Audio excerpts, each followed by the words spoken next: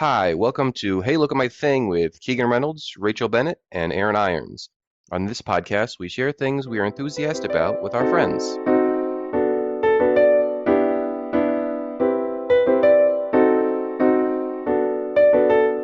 So this week, I'm bringing my thing, which is Gilmore Girls. As traditional, I'm going to ask you guys, what do you guys know about Gilmore Girls? Um, there are these female characters who talk really fast, and there's a lot coming at you, and I don't understand it by watching it in passing. Like I feel like there's too much going on for me to just jump in the middle of an episode when someone else is watching it, and that's all I remember. Yeah, it always felt like a very plot heavy show. Like there were a lot of details and characters that followed through. It's not like Scrubs, for example. You could pretty much jump in wherever and you would have a good time even if you missed some stuff. Or Buffy the Vampire Slayer, for example. Oh, wow, nice, just like right out of the gate. All right, cool, Yeah, cool, cool. just gonna rock it immediately. But for real, with that show, you can hop in pretty much anywhere, and you're gonna have a good time, even if you don't understand a couple of the things that are kind of referenced in the episode. You can generally figure it out pretty quickly. My sort of impression, my best friend in high school. Watched a shitload of Gilmore Girls. Like she loved it, but I never saw it concurrently. So I have like a vague idea of the characters' personalities, but not any kind of idea of what happens or why they do. They're just like in a small town and it's a bunch of girls who talk really fast. Yeah, that was a really good way to characterize it, Aaron. That's sort of my recollection of it. All right, let me give you a little bit of background. All right, Gilmore Girls was a TV show on the WB for the most part, from 2000 to 2007. It was a comedy drama created and written for the most part by Amy Sherman Palladino. It starred Lauren Graham and Alexis Bledel as the Gilmore Girls, the title characters.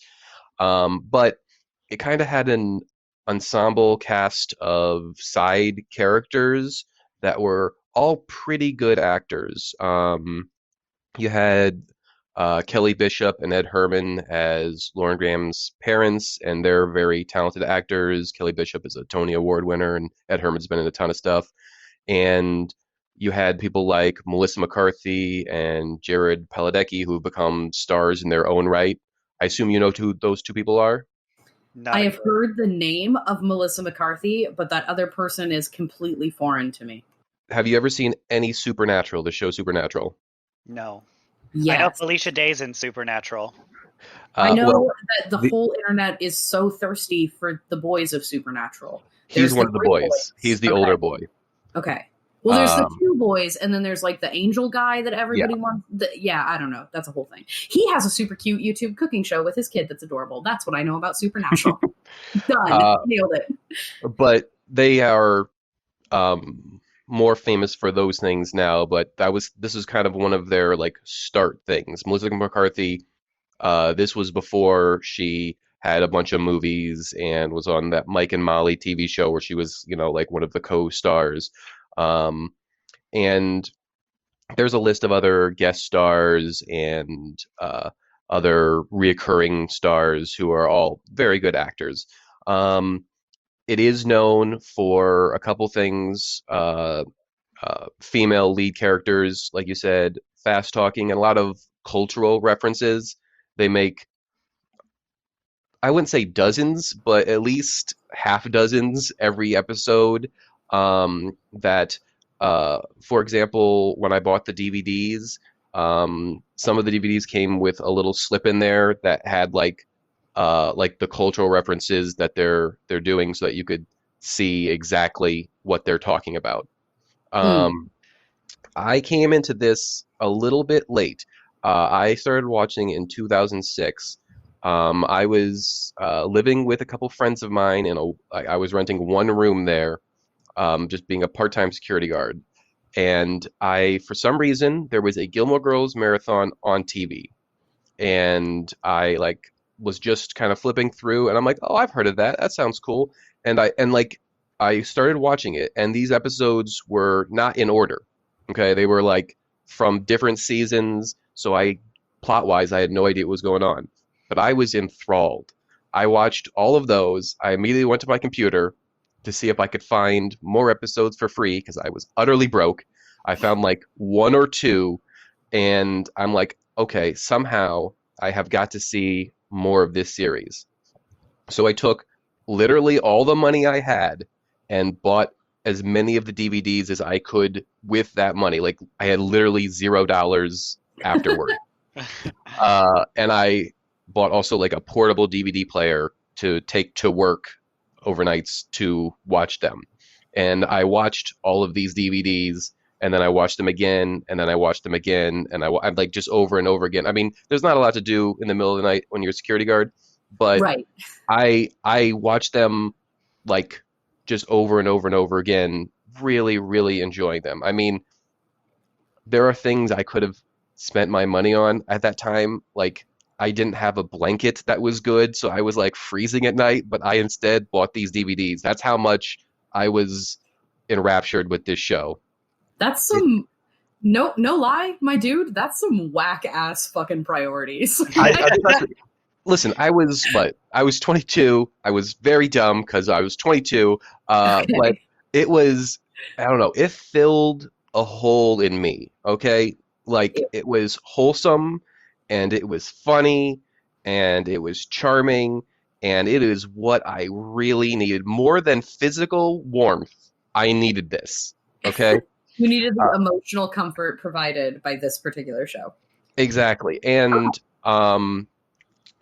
uh, the first 6 seasons, particularly, I adore. The seventh season, the creator wasn't involved in that season, and so it wasn't as good. It also came back about 4 years ago. They did a four-part mini series where each episode was about an hour and a half, and she was involved in that, and so they were pretty good. The show basically starts with the daughter character turning 16, and the original run ended when she graduated college. So that's kind of like it's her kind of formative years. Sure. Um, I'm this is one of my favorite shows of all time, and I have seen all of these episodes more times than I can remember. So I think you'll enjoy it. I don't think it's possible for you to enjoy it more than I did. I agree. I mean, there's something to be said for like watching it at just the right time, right? Mhm. Like if that was exactly what you needed in that moment, you know, if you like needed that really lovely, I think that happened to a lot of people when Great British Bake Off came out, right? Where it's just like really lovely and wholesome and warm and encouraging, and that's what people needed because the world is scary. So like if that's exactly what you needed, I don't think that we're going to get quite that flavor. We'll let you love it best. That's okay. Yeah. Yeah. All right. I think I have built it up enough that we can probably go into watching the episode, and then I can answer any questions you might have about it after that. Can I ask one more pre-question? Of course. I am assuming, and I don't want to lean too hard on this assumption, but I'm assuming that we're in for more of like a delightful popcorn show than like a thinky show. Is that accurate? Yeah, I mean it's not as deep as The Wire, okay? Like Well, yeah, okay, fair. Yeah.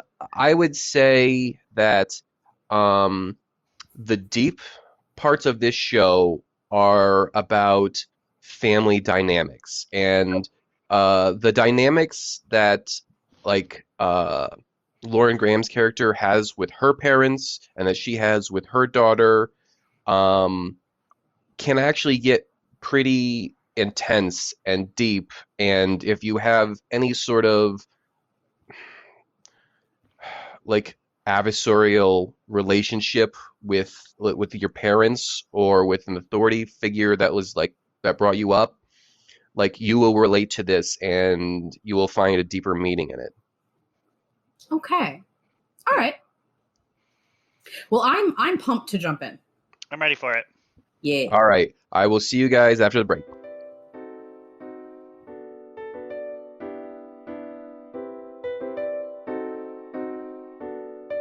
Hey friends, it's me again. Just checking in for another not ad break.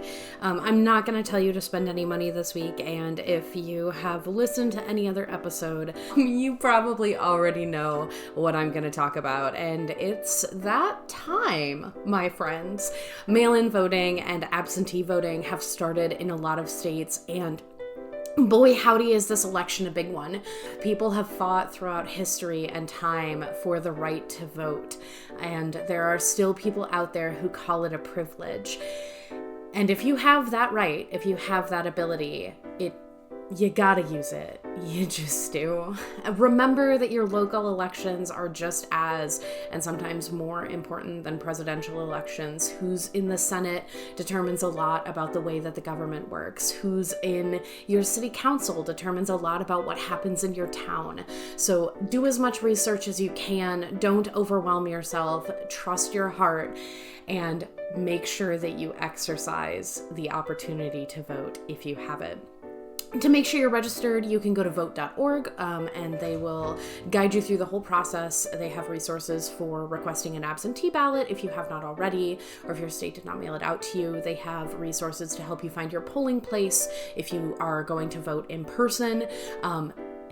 Please, I'm begging you, no matter what side of the aisle you're on, no matter what you believe in, that your voice makes a difference here, and we need to hear it.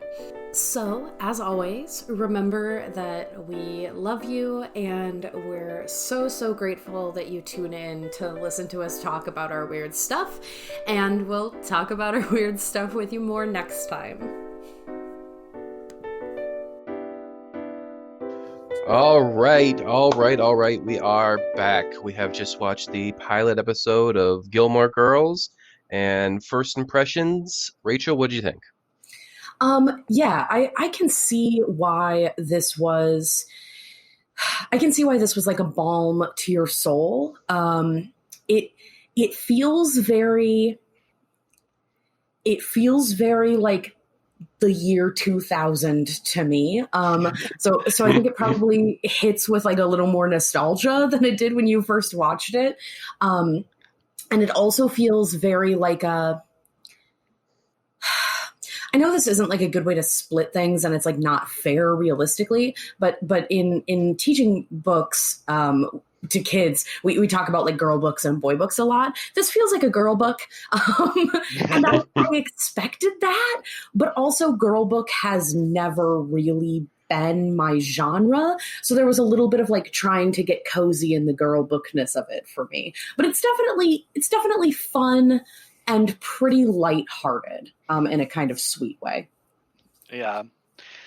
I just want to say that finally I recognized an actress on this. Me too. It was Alex Borstein, the harp player. Yeah.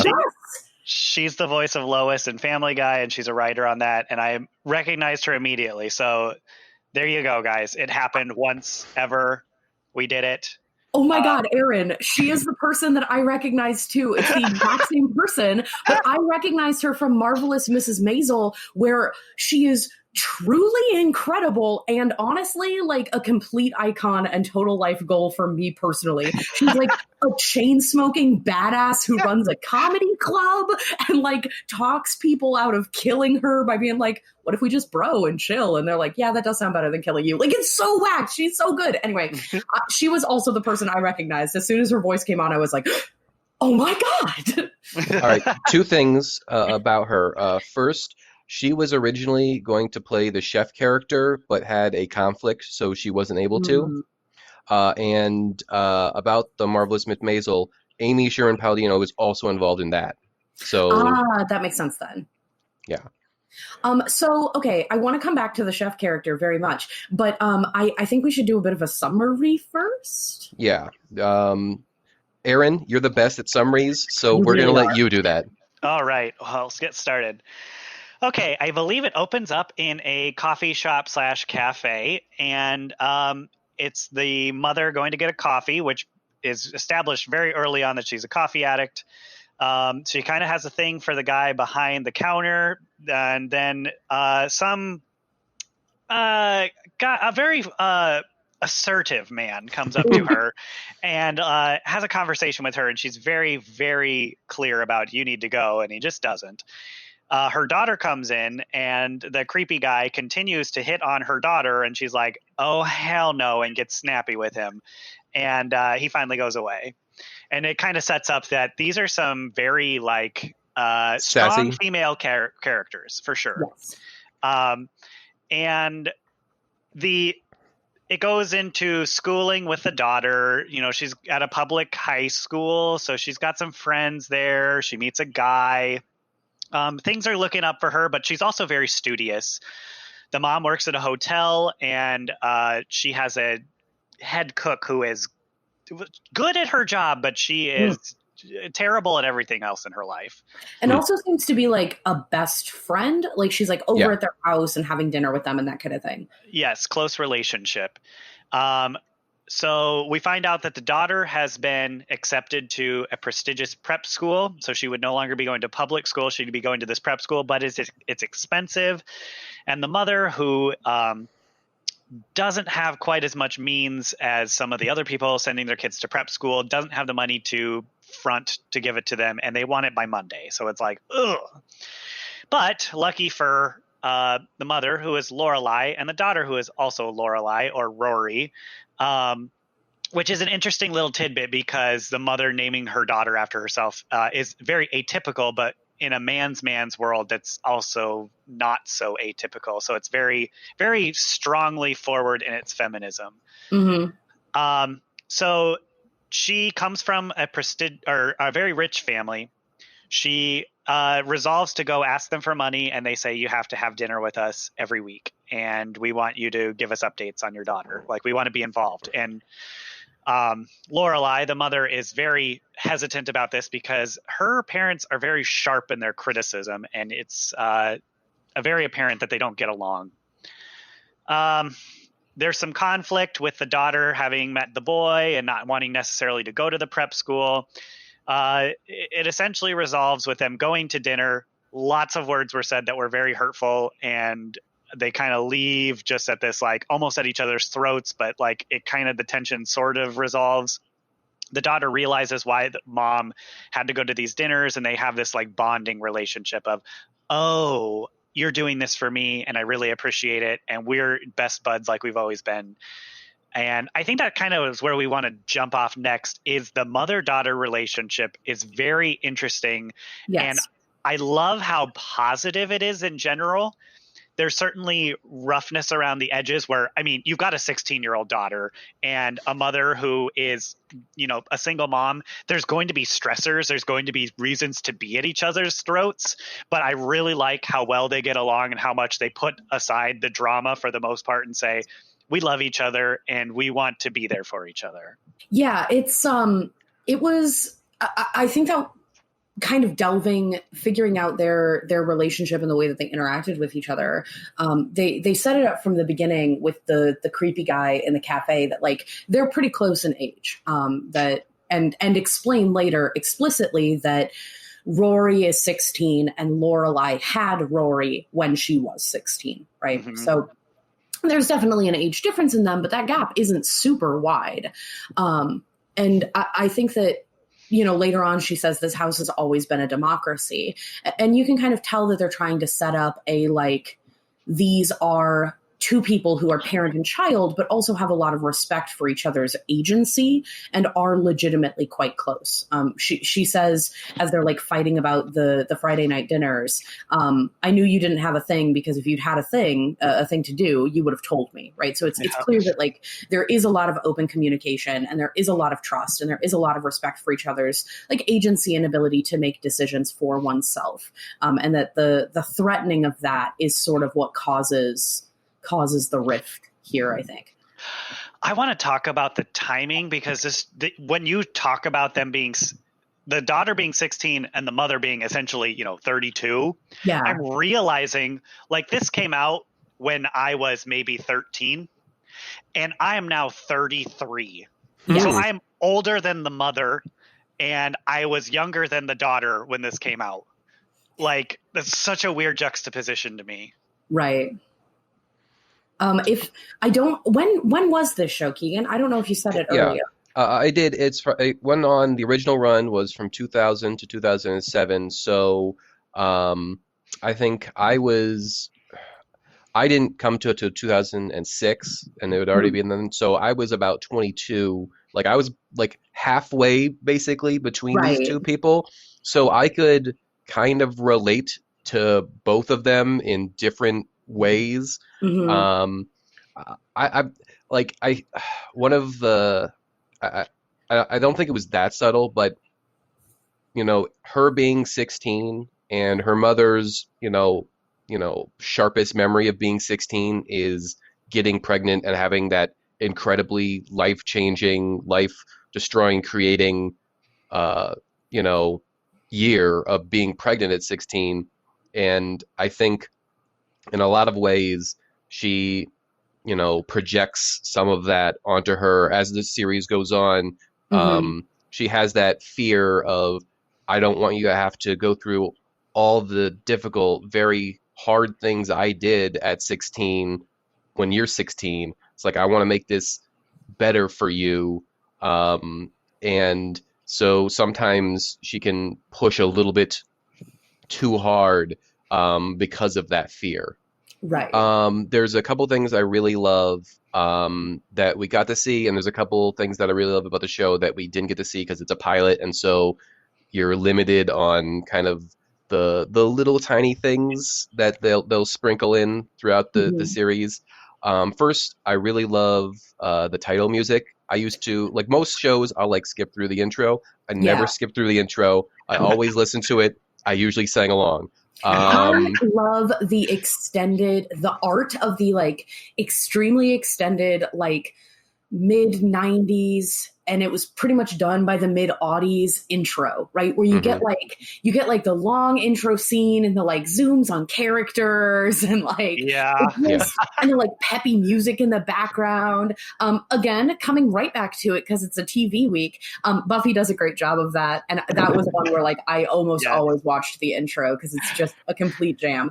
yeah. But I was so delighted to see like a big extended intro. Shows don't do that anymore. They like flash up a title screen, and sometimes it's like overlaid over the last shot of whatever the little like pre-intro or like pre-credit scene is, and they're like Yeah. boom, title card, and then it's done. Like you don't get a cool zesty intro anymore, these bastards. Yeah. Yeah, a couple things that get tweaked. The chef character, while she remains kind of zany and maybe a little bit, I'm not exactly Over the sure. top. No, no, Yeah. no, they definitely dial it back. She's still like absent-minded Okay. at times, but she's not like accident approach. She's not causing like zany fires all the time. Um, they definitely pull back on that. I have so much like leftover anxiety in my body from watching her in that kitchen scene. Like I Yeah. spend a lot of time with kitchen folk, y'all, and Mark and I cook together. And because he like does it for a living, there is like a very specific sort of code in our home when we are cooking together. And even as someone who doesn't do it for a living but has worked in like a semi kitchen professional environment, boy, how like the way she's like flinging shit around. Yeah, He's like on the Oh floor man. surrounded by yeah. shit, and like Yeah. I just whew, I think they got a note about that because they really yeah. dial that back. And she's still kind of like kooky, and that's another thing. You got to meet like Luke and Miss Patty, but you didn't get to really meet many of the townsfolk who are all like the town itself is almost a character in the show as it goes on, Hmm. and you meet five or six or seven other small time characters that will come in most episodes and are very eccentric and are very entertaining. And that starts basically in these next couple episodes. You'll get those people sprinkled in. The most notable one is this guy named Kirk. And he like does odd jobs like all around town. Um, and it's a very deadpan actor, and he has like the most ridiculous, lines. Like he has like night terrors, so like he'll be talking about how like he thought his pillow was a bomb, so he had to throw it into the bathroom, obviously to diffuse it. But it's all in this monotone sort of voice. So there's so many of those little things that you didn't get quite to get Mm. to that are really fun. Another character who plays a very big part is her best friend Lane, who uh, is in the entire run, and you get to see kind of her grow up at the same time. Not as much focus as obviously Rory, but like she grows up and she starts a band and she gets married and she has kids all during this, Oh wow. this same period of time where Rory's just going to school and then finishing college. Right. So you get to see like kind of an alternate, version of a smart girl doing a different thing. Right. Hmm. So I kind of want to touch on this since we're talking about the kids. There was something about, I think it's half the writing and half the acting. I think the mom and the daughter bounce off of each other pretty well already, but there's definitely some acting upgrades that are needed between the two kids or something. Like I think there's some Mm. development they need, and some of it is the writing. Like I listen to the line and I'm like, I'm sorry, honey, but you can't do much with that. Like Yeah. Yeah. I think part of it was the writing was a little stiff, and some of it was that the actresses needed a little bit more, just left a little bit to be desired. I Mm. think the adult characters, especially like the parents and those lines were delivered much better, and I think there were certain snippy parts about the dialogue. The writing was really good. It was just like kind of hit and miss at times. Yeah. They Yeah. do refine that. They get a lot more comfortable, if like comfortable with each other. Um, I think just kind of the professionalism of Kelly Bishop and Ann Herman, who played the parents. I mean, obviously you could tell that they've been acting for a very long time. They were Yeah. dead on exactly. It's like, are they ready? They're like, I know exactly the tone I'm supposed to use on this, exactly how slightly sarcastic. It's like, oh, you just said pie, It's like Yeah. perfect. Um, with the younger actors, it definitely took, like I could tell, I was watching Yeah. it and like it's not as smooth as with the older ones, but it does get a lot better. And pretty quickly, I think, like they they started writing it more to the actors, rather than the idea they had in their head, and the actors obviously got a better idea of the character that they were playing. Yeah, there are definitely parts of it that shine through very clearly what their intent was, and it lands pretty well. It's just that there were still places where it felt a little flat. It was just kind of back and forth. I had one of those as well, actually, Aaron. The one that stuck out to me was I have I have a little bit of sadness in my soul, that they introduced Rory's like cool best friend who has overbearing parents, or at least an overbearing mother. We don't meet anyone else. I'm assuming based on the conversation that they had, that there was a father as well, but we don't meet him. But I I struggled a little bit because I know that there is a really common kind of flaw in American media, that families, who are Asian, tend to get stereotyped a lot, Yeah. and that we don't see that doesn't register on like our racism detectors in the same way, that other types of stereotyping do, because we just don't. I don't know. I think we don't think about it as much, or we think like, oh, having an emphasis on education and an emphasis on marrying well and an emphasis on traditional family, like, oh, well, that's not a bad thing. That's not a bad stereotype. It's not like saying they're lazy or something. They're hardworking, and like, no, it's still a stereotype. It's still Yeah, not yeah, good, and it's still not healthy, and it still creates spaces where people don't see themselves in media. And I know we, as a group, have talked on this show before about how critically important and how affirming it is to see yourself in media. So I was pretty disappointed with just kind of the way that unfolded, where, you know, I'm sure that there are families like that, and that is still a story to see in media for sure. And there are families who aren't Asian who are like that, very definitely. But like, that is a story that is told and told and told and told and told about Asian families, right? Oh, I have to marry a doctor, so I'm going on this hayride with somebody who's going to be a doctor, even though I'm 16, and I don't know that he's going to be a doctor, because nobody knows what the fuck they're going to do when they're 16, because that's whack. So like, I wish that had been handled differently. And I'm sure with like as aware as they're trying to be, I'm sure if they wrote that show now, it probably would be. But it was a little disappointing. It made my heart kind of sad to see it presented the way that it was. Everything you're saying is 100% true. But the writer, Amy Sherman Palladino, she based that character and her family on her real life best friend's stories of her own youth. So these are like coming directly, or I guess secondhand, from her best friend about her best friend growing up. So I admit it's a stereotype way too much used, but it is based on like a real person. Like they didn't just do the stereotype because they knew it was a stereotype. They did it because it was this person's life that is the head writer's best friend.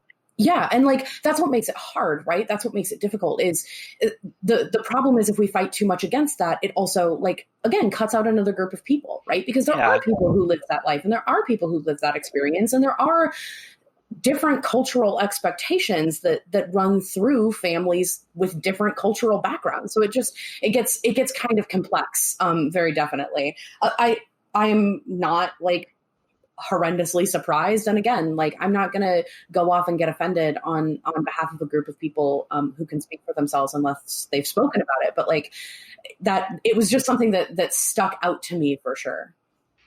Yeah, and they develop both those. They never actually, like, I think after the pilot, they kind of made a decision that her dad had passed at some point, and so you never actually do see her father. It's just her mother. But they do develop them more as less stereotypical. Like the mother, especially, has kind of an arc where, like in her youth. She was also she's a Christian, and her mother is Buddhist, and so she was a secret Christian in the same way that Lane's like a secret music lover. And so like when Lane gets married, they have like a whole Buddhist wedding. Like while her grandmother is there, and then her grandmothers leave, and they go in and do the wedding again as a Christian wedding, which is pretty funny. I do want to mention this show came back about 10 years after it ended. They had a Netflix basically mini series, about an hour and a half each episode, 4 episodes that were the 4 seasons. It was like summer, fall, winter, and spring. Basically, it was Rory at 32, kind of trying to figure out what she wanted to do with the rest of her life. She had graduated college. She had got like a job right out of college as a journalist, and she had gotten to a point where she's like, I figured out this is not what I want to do with my life, but I don't know what I do want to do with my life. And so that year is kind of her trying to figure out what she wants to be now that she is a full adult. Yeah, I could see that. I could see that like hitting with a different flavor for sure. Yeah. It feels like if you've been attached to these characters and 10 years later you jump back in, that's exactly what you want to see. Yeah.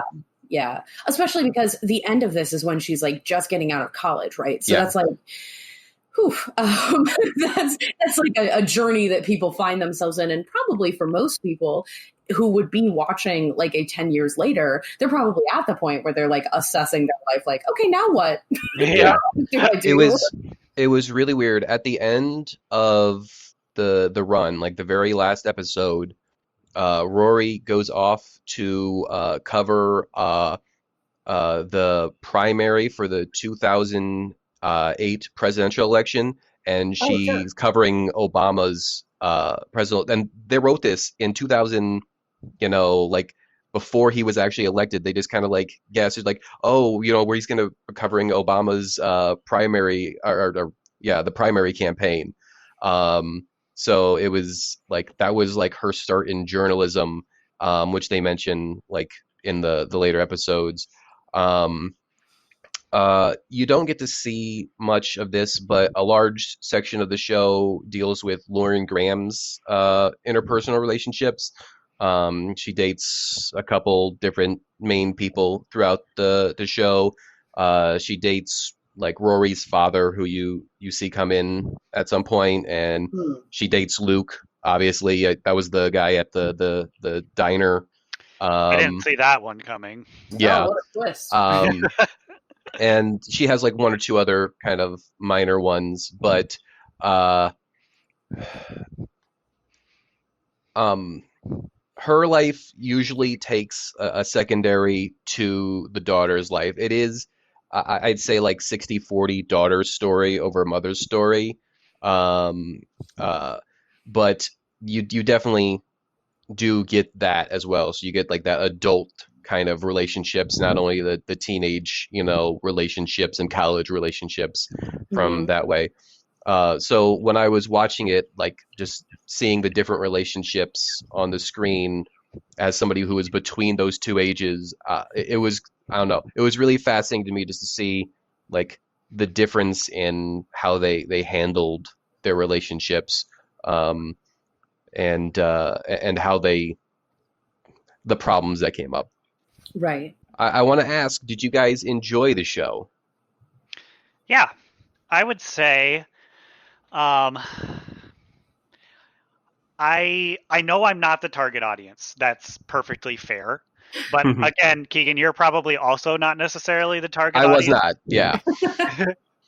Um, but I would say generally speaking, like it's kind of smart and sharp. Um, it unexpectedly in a lot of places. And like I think there are things that could be developed a little bit more, but I'm going to be very forgiving based off of it being the pilot. I know there's not very many perfect pilots out there. For sure.